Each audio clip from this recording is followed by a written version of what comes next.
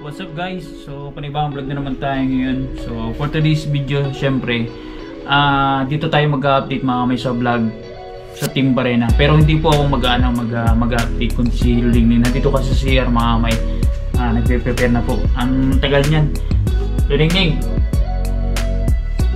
hindi nasagot, baka na gano'n nag-meditate din sa Casillas. So ako ang gagawin ko mga may is maghugas kasi ako ng pinagkainan namin. Tapos nakapagluto na rin ako ng uulamin namin at nahatid ko na rin si Mrs. sa trabaho. So itong linuto ko na ulam, yan, chapsuy, diba? Pacham na chapsuy mga may. So tsaka may kanin na rin kami. At syempre si Iloning may naman yung kumain kasi nagpapa-sexy, diba? So anyways, habang natin si Luning. Ito kasi nangyari mga amay, naghahabol po ako kanina ng revenue kasi yung first day na update ni Medjape $70 tayo. So kailangan natin hanggang bukas na maka-reach ng $100, diba? So kanina pinag-live stream ko si Luning para makahabol nga gawa ng pag tinanghali ko or ginawa kong hapon yung live stream ko, hindi na po siya papasok sa November 5. So at least as early as 9 AM hanggang 11 AM makapag-live na ako kanina para at least pumasok sa November 5 para makahabol tayo. At isa na lang po natin i-workout yung views. Kaya ang nangyari is binablog po natin ang magiging update ng Team Barena ng Team Kubunoto. So bali tatlo po sila. Si po ang mag-update si Luling pagka tapos yung mag-asikaso kasi dahil pa rin yan, requisitos eh. So day 2 na po sa Team Barena. Tapos siya na rin maglalatag kasi alam ko merong mga latest update. At ako naman habang nantayin natin siya matapos, buhugas ako. Tapos meron akong papakita sa inyo or sasabihin meron pala dito sa bangko. So yung nga pala, yung update ngayon, ngayon mamay, parang last day na ngayon eh. Kasi bukas eviction na. So pwede pang maghabol yung iba sa views, kaso lang kailangan nila na nakakuha na sila ng maayos na revenue. So kasi kung ngayon pa lang nili-workout na hapon o gabi, wala na yun, napapasok po yun. At nag-message na rin sa akin si Japper. So maaga po siya yata mag-live. At nakita ko dito, napansin ko lang kasi hindi kasi nababanggit ni Japper may kung gaano kasisipag yung mga content creators na kasali dito. So tsaka yung iba pa. Kasi di ba pag once na nag-final update si Japper, sinasabi niya kung ilang views tsaka nakailang vlogs, di ba? Ngayon hindi na, views na lang. Kasi meron tayong competition when it comes to views, kalakihan. So gusto ko lang i-emphasize kung gaano kasisipag. Unang-una sa lahat may dito sa Team Tulay, ang masisipag po ay sasabihin ko, diba? Day 4 pa lang ngayon. Day 4 pa lang po ngayon. So November 4 days pa lang na actual hindi yung sa update ni Medjaper. So day 4 pa lang po. Etong masisipag talaga. Unahin ko na po si Kabunita. Meron na po siyang 23 uploads. So ibig sabihin halos 6 vlogs po siya a day. Kasi 6 times 4 24, di ba? Halos 6 vlogs a day. Sunod po dyan, syempre hindi na po papatalo si Yo-Yo-Yo. Meron din po siyang 23. So halos 6 vlogs a day. Ibig sabihin hindi po nagpapabaya si Kuya Noli, kaya naman po siya nandun siya sa top 1. Hindi matatawaran talaga ng sipag. Tsaka parang natural na lang kay Kuya Noli mag-vlog ng napakarami sa isang araw. So next, ito isa pa, pinakamaraming upload is si Tatay Ruben ng Team Boom. Kay Mark Juwaray po to, kasamahan ni Mark Juwaray. Tatay Ruben 2.0, 15 po yan. So halos 3 vlogs sa si Tatay Ruben. Kaso lang hindi nga siya nakakuha ng maayos na views sa kada vlog, kaya naman nandun siya sa bottom. So next, ito 15 din po. Magugulat kayo, 15 din po ang uploads o vlogs po ni Kanuto TV, ni Boss Pab, ni Ken. 15 na po. Alas 3 vlogs a day or 4 vlogs a day po si Kanuto. So ibig sabihin hindi po tatamad-tamad or parang papetiks-petiks si Kanuto pagdating po dito sa Team Tulay. So hindi po siya basta-basta, kumbaga mindset niya, hindi siya basta-basta umaasa sa mga baka isipin. So palipad, ito ganyan naman mamay. Doon siya nagpo-focus mamay sa vlog. Kung titingnan nyo, 15, mahirap po yan kunin. Kasi ako, on my part mamay, kaya ko lang talaga in a day is at least maximum 2. Yun talaga, pwede ko siyang sagarin ng 3. Kaso lang, sa part ko kasi, meron pa akong inasikaso, di ba? Doble po ang trabaho natin. Kasali tayo sa challenge, which is good, ginusto ko naman talaga. Tapos, kailangan natin manage yung time para makapag-update tayo when it comes to views. So, kaya, eto, lumabas ang aking kapatid. Nagpatulong ako kay Lunining para ma-manage niya yung mga live stream na iba, na minsan lalabas siya doon. Kasi diba nagkaroon tayo ng nagkasakit tayo, nagkaroon tayo ng trangkaso, siya mga nag-take over. At the same time, siya din ang mag-update when it comes dun sa Team Barena, which is mapapanood nyo dito sa vlog. So, i-update niya lahat. Yung revenue, tapos yung magiging rules, tsaka yung kung meron ma-update sa price or anything. So, si Luning na po nang gagawa. So, ako kasi, habang si Luning nag-update sa Team Barena, ako naman mag-asikaso sa pag-vlog. Tabi-late kasi nakabalik na ako. So, kumbaga, hindi na muna siya gagawa nito. Pag na-busy lang siguro ako, so ako siya papatalugin. Tagal di ba? Nakanan tayo. Ilang minutes tayo nakapag-vlog. So, maya-maya na mga kamay. Tapusin ko lang ugasin ko. So, yun po mga kamay Sinasabi ko sa inyo, sobrang sipag. Pinoli, Kanuto, Bonita, tsaka sa Tatay Ruben. Parang mga alien, mga immortal. Dating sa uploading. So, ang iba naman, okay naman, may effort din ng sobra, pero ito talagang may sobrang extra effort when it comes sa vlog. So, mamay na lang, si Luling na lang po mag-continue na ating vlog dito. Yun, hello guys, welcome back to my channel. Actually, channel po ito ni Kuya Bidog. So, si Kuya umalis na po tumawas muna after na maghugas. Meron na siyang pupuntahan. So kanina yung niyo ba si Kuya na wala ng brake yung harapan, kaya pinayos ng e-bike So anyways, ako magpe-prepare na. Nagkaling ko lang sa alam niyo na sa CR para wash. So ngayon prepare na ako mga kaluningning. So papaganda muna tayo, maglalagay muna tayo ng mga anik-anik sa sa face. So mamaya syempre mag-update na tayo sa Team Barena, kaya abangan nyo po.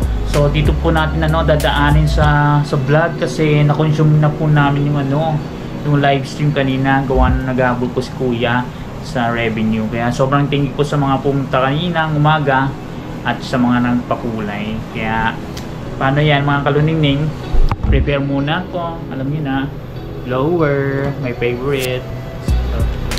Ganon. Tapos syempre mga makeup, foundation, lipstick.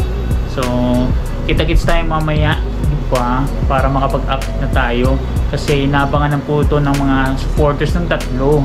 So second day, abangan nyo po ang kaluningning. See ya!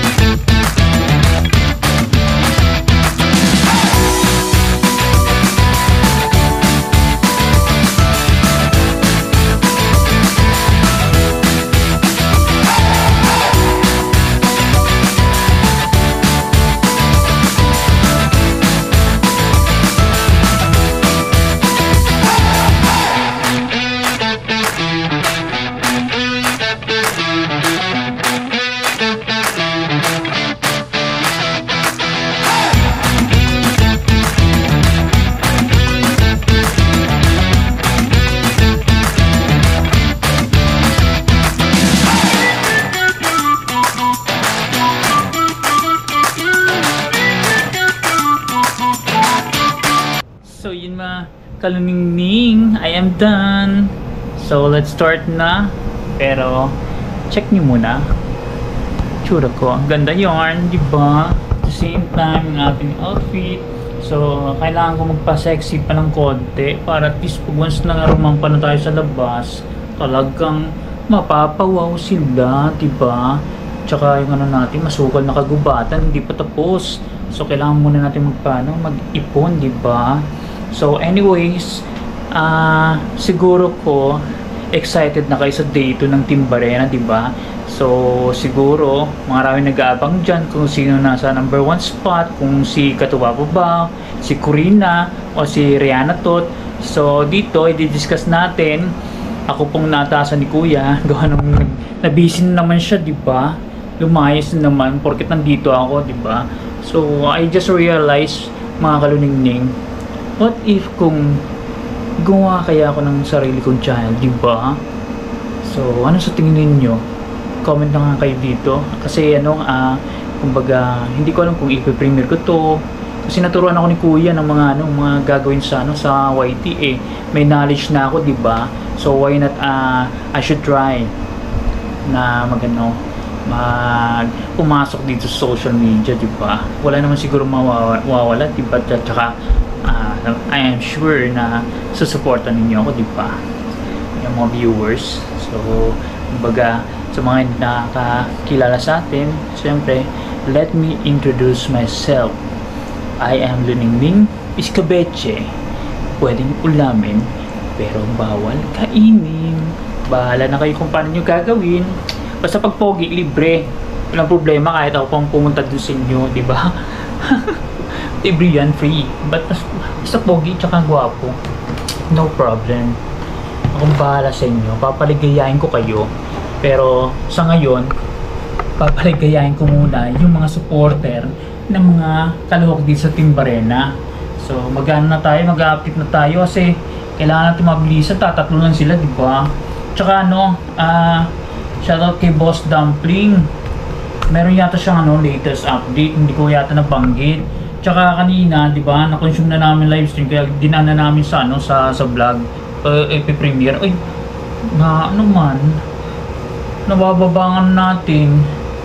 Baka makitaan tayo, masilipan, Diyos ko po. Magalit ang aking parents, strict pa naman yun. So, heto na, ginawa ni Kuya kanina. Actually, nasa na tayo, day 2. Ang day 1, na-discuss ko na po kahapon sa live stream. So, gagawin natin vlog to. Pasensya na po kayo, meron kayong maririnig din na ingay ng AC, ha? So, at least naririnig niyo po ba ako? Dito sa mga audience natin, sa mga panood dito. Rinig niyo po ba ako? So, bago tayo simula, so inuulit ko, ito po ay second cup. Winner takes all. Ang pangalan po ng challenge nito is Team Barena. Winner take all. Yun po. Tsaka, nabanggit ko po sa live stream na ang pot money is 10k. So, nangyari, meron po nagdagdag. Naging 15k na po. Diba? Lumalaki na siya. Kaya sa mga audience natin dyan, pwede pa po kayong humabol. Kasi yung competition na to will last up to November 30. So, ang final update po natin is December 2. So, kung sino man pong manguna sa pinakamataas na revenue or makakuha ng pinakamataas na revenue, siya po ang mag-uwi or magkakamit nung pot price. So, wala na pong consolation prize, sabi ni boss, para at least magsipag ang mga kalahok dito. So, inulit ko, ang kasali po dito, ang defending champion si Katuba, official, si Gagamboy Kure, tsaka yung panibago na kalahok, si Rihanna Tot, official. So, bago monetize po yan, at si Kuya Bidogs po nag-ayos ng channel. In-assist, hanggang ngayon siya pong consultant. So, ulitin ko, winner takes all. Doon sa mag-sponsor pa, sabi ni Boss Dumpling, magdadagdag sa pot price, bawal na po kayong palipad, ha, once nagbigay kayo ng sponsorship. Kasi pag nakita kayo nagpalipad sa mga competitors na kasali dito sa Team Barena, ay makikick out po yung content creator. Sayang naman. So anyways, pwede pa po mag live stream, bahala kayo, mag-unli live kayo, anything. Tsaka yung vlog, bahala kayo, walang minutes na sinabi, basta upload lang ng upload. Basta ang mahalaga, mag-generate kayo ng ng revenue. Kasi palakihan to. Tsaka, isa pa, itong pinaka-concern talaga. Kailangan nyo magpasa on a daily basis kay Kuya Bidogs ng inyong revenue. Kasi, pag hindi kayo nakapagpasa, alam nyo na. Sipa kayo. So, kick out, kumbaga. Kaya, kanina, na-experience si Kuya Bidogs, muntikan na siya ma-kick out doon kay Kuya Japper sa Team Tulay. Buti na lang na naalala niya. At the same time, dito rin sa Team Barena. Muntikan na ako nag-ano kanina. Diba? Kung hindi ako na-busy. Dapat nakapag-vlog na ako eh. Kaninang mga hapon-hapon. Merong muntikan na hindi makapagpasa. Nakalimutan din siguro tulad ko. Pero hindi ko nang babanggitin. Kasi tatatlo lang po sila. Diba? So, paano yan? Mga kaluningning, we will start na? Or kailangan pa natin magchika-chika dito para mas makilala niyo ako ng lubusan? Anong bet nyo? Or ituloy na natin? Sige, ituloy na natin. Basta pag pumunta kayo dun sa vlog at saka sa premiere ha, kailangan madaming mga gwapo at mga pogi na lilitaw dun ha, para hindi masayang natin effort, diba? Lalo si Pentadeca, shoutout sa iyo Papa, tsaka kay kay Ken, kay Kanoto. Ay, hello Papa. Ang mga gwapo yun, yung mga pogi eh. Sino pa mga pogi tsaka mga gwapo na mga napunta sa live stream ko? Parang wala na yata. Shoutout na lang sa inyo kasi naman kayo magiging pogi dyan mas tsaka mga gwapo. Diyos ko. So anyways, dito na tayo. Ay, mabilis lang to kung tutuusin. So second day. So ang gagawin natin mga kaluningning, babanggitin po natin yung first day revenue nila, tapos yung second day. So unahin po natin kung sino nasa last as of now, second day, tapos yung top 1. So inulit ko hanggang November 30 po ito, pero yung magiging final update is December 2 para ma-collecta po nila yung pinaka final revenue nung tatlo po. So doon natin i-declare kung sino ang may pinakamataas na revenue sa kanilang tatlo, at doon po natin i-award impact prize. Kaya congratulations agad kung sino man mananalo. Pa Starbucks na kayo dyan. Diba? Kasi needed ko eh. Lagi akong antok na antok. Kailangan natin tumilat. Ay, Diyos ko po. So, dito, ano ba itong ginawa ni Kuya? Okay. I got it. Okay. Medyo clear ang pagkagawa ni Kuya. Madali siyang basahin kumbaga. So, straight up na po ito. Hindi ko nababanggitin yung mga subscribers count na tulad ng ginagawa ni Kuya, mga estimation. So, revenue na to, rekta-rekta na to, mga kaluningning, di ba? So, para matapos na natin ating update sa Team Barena kasi marami na nag-aantay, di ba? So, day 1, ulitin natin, day 1. Ang sa day 1, syempre, umpisa natin sa dulo. Number 3. So, sa day 1, ang number 3, si Rihanna Tot. Meron siyang 3.38. Ang second po doon sa listahan is si Kagaboy Kure, $6.30. So, ang nasa number 1 spot, si Katuba, which is yung pong defending champion, di ba? Meron siyang 16.36. So 1, 2, 3. Asawa ni Marie. Araw-gabi, walang alam niyo na. Yun. So number 1 po si si Katuba ha. So let's see sa day 2 kung si Katuba pa bang number 1. So day 2, ang ating number 3 syempre ay walang iba kundi si Rihanna Tot. Ganun pa rin. Number 3 si Rihanna Tot na meron $10.65 si Rihanna Tot. So ito si Rihanna Tot mga kaluningning is nagsabi kay kuya bakit hindi pa po pumapasok ng mga revenue. So ganun po talaga ang YT, papasok at papasok yan. So antayin nyo lang po kasi alam nyo na medyo oldies ng YT, 2 days delayed pong pasok ng ng revenue. Kaya pero for sure papasok po yun lahat. At meron po yung kaltas sa mga hindi nakakalam, apart pa po dun yung tax sa AdSense. So dun pa lang sa pinalipad po sa live stream o sa mga premiere, kukuha na pong hati dun ng YT. So after nun, pupunta yun sa Google AdSense, and then dun po mangyayari yung tax na ibabawas. So ganun po ha. So tuloy tayo. Ang pangalawa, syempre ay walang iba kundi si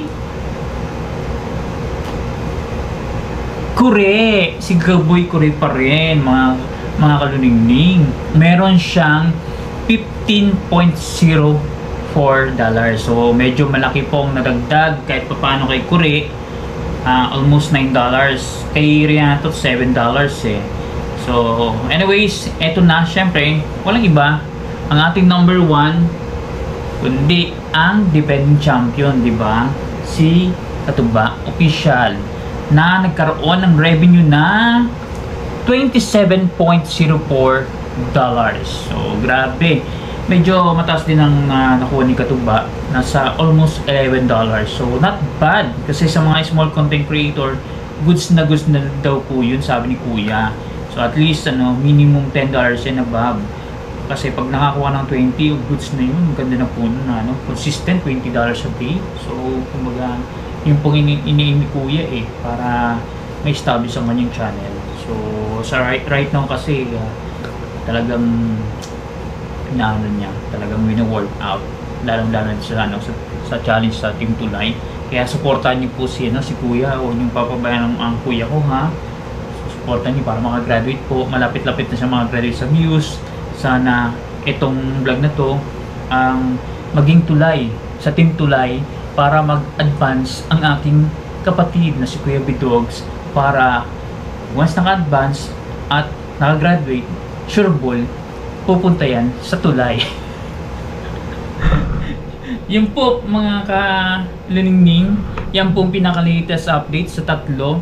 Number 1 pa rin si Katuba for 2 consecutive days. So hopefully makahabol po yung dalawa, at sana hindi natin alam na mag-ano sila, halinhinan sa top 1 at magbigay ng alam niyo, ng konting excitement na pag once nag-update tayo, iba naman number 1, tapos number 2, ganoon, nagsishuffle ba, tapos pagdating sa alam niyo, pagka tapos ng ng buwan sa final update, biglang yung nasa dulo yun ang mananalo, di ba? Nakaka-excite yun mga kaluningning. So anyways, yan na muna sa ngayon ang ating update. Pasensya na kayo kasi mag-update na tayo siguro ko sa live stream na, hindi na sa vlog. So mangyayari lang po ang ganitong scenario na dito tayo mag-update sa Team Barena pag once na meron pong hinahabol si Kuya na revenue. So gagamitin niya po yung live stream para makahingi ng support sa mga viewers, diba? So para makahabol sa revenue. So hopefully makagraduate si Kuya sa first level, second level, third level, and fourth level. Para yun nga, maambo na naman tayo ni Kuya. Nababa ng aking grabe. Feeling ko parang nalaki man. Konting pa, enhance pa mga kaluningning. Talagang ko po, pag nakita nyo ako, lalantakan nyo ako ng todo. Paano yan? Bye bye.